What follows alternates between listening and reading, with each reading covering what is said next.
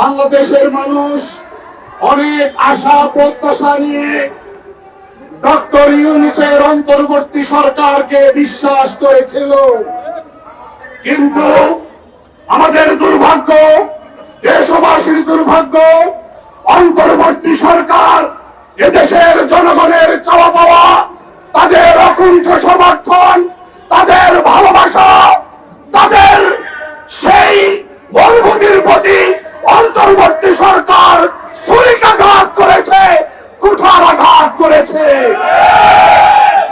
একটা পর্যায়ে জাতিসংঘের মানবাধিকার কমিশনের কান্ট্রি অফিস খোলার 3 বছর মেয়াদী অন্যায় চুক্তি সই করে বসলো।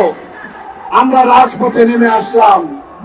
শেষ পর্যায়ে এসে যখন এদেশের মানুষ, বিশেষত পলিটিক্যাল লিডাররা, রাজনৈতিক নেতৃবৃন্দ, রাজনৈতিক দলসমূহ নির্বাচনী কাজে চরম ব্যস্ত, ঠিক তখনই নির্বাচনের মাত্র 3 দিন আগে, 72 ঘন্টা আগে সবাইকে অন্ধকারে রেখে তারা যুক্তরাষ্ট্রের সঙ্গে দাসত্বের দলিল সম্পাদন করে, গোলামীর চুক্তি সই করে, অসম বাণিজ্য চুক্তি সই করে। আমরা এই চুক্তির প্রতিবাদ জানিয়েছি। আমরা এই চুক্তির প্রতিবাদ জানাতে আজকে আবার সংবাদ সম্মেলন পরবর্তী সময়ে রাজপথে নেমে এসেছি। এই চুক্তির মধ্যে 131টা শর্ত বাংলাদেশ মানতে বাধ্য, বিপরীতে যুক্তরাষ্ট্রকে মানতে হবে মাত্র 6টি শর্ত। এটা কি ভালো চুক্তি? এই চুক্তি অনুযায়ী এপ্রিলে রীতিমতো কার্যকর হয়ে গেছে। বাংলাদেশ যুক্তরাষ্ট্র থেকে 14টি বোয়িং বিমান ক্রয় করবে, যার বাজার মূল্য $370 কোটি, অর্থাৎ 45,408 কোটি টাকা। অথচ এর চেয়ে আরো অনেক কম মূল্যে ফ্রান্স সহ ইউরোপের বিভিন্ন দেশ থেকে আরো উন্নত মানের, আরো উন্নত ধরনের এয়ারবাস ক্রয় করার সুযোগ আছে। এই অসম বাণিজ্য চুক্তি অনুযায়ী বাংলাদেশ যুক্তরাষ্ট্র থেকে কৃষি পণ্য, সয়াবিন, গম, তুলা ইত্যাদি কিনবে, অথচ এসব পণ্য আরো কম মূল্যে পৃথিবীর অন্যান্য দেশ থেকে বাংলাদেশ কিনে আসছিল।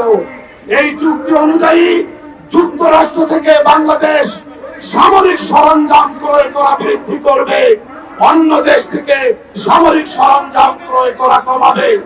এই চুক্তি অনুযায়ী যুক্তরাষ্ট্র থেকে বাংলাদেশের বাজারে শূকরজাত পণ্য, ব্ল্যাক ফরেস্ট হ্যাম, চরিজো, কিলবাসা, প্রসিটো, সালামি সহ নানা ধরনের শূকরজাত পণ্য বাংলাদেশের বাজারে প্রবেশ করবে। এটা কি আমাদের আমদানি নীতির সাথে যায়? এটা কি আমাদের খাদ্য নীতির সাথে যায়? এটা কি আমাদের ধর্ম নীতির সাথে যায়?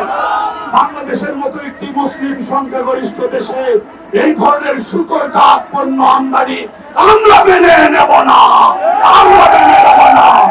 প্রয়োজনে আরো শক্ত কর্মসূচি দিয়ে আমরা মাঠে নামতে বাধ্য হব। আমরা অনেককেই রাজপথে স্লোগান দিতে দেখি, গর্জনার হুঙ্কার দিতে শুনি। আমরা সিংহের মতো বাঁচতে চাই, বিড়ালের মতো বাঁচতে চাই না। অথচ আমরা তাদেরকে দেখি এই গোলামী চুক্তির পরে তারা বিড়াল সেজে বসে আছে।